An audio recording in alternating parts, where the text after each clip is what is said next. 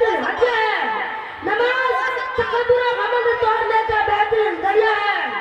नमाज सुर्ख और रूही का पदमुर्दा उलूम के लिए एक शिकायत नस्वा है।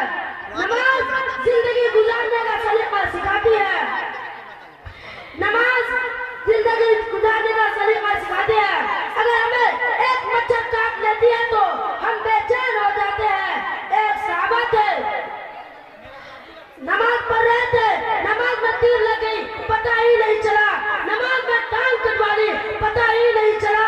सांप बच्चे को डांटने के लिए दौड़े, दूसरा दांत मारने के लिए दौड़े, शोर शराबा हुआ, लेकिन पास खड़े होकर पढ़ने वाले बाप को नमाज पढ़ने वाले बाप को पता ही नहीं चला।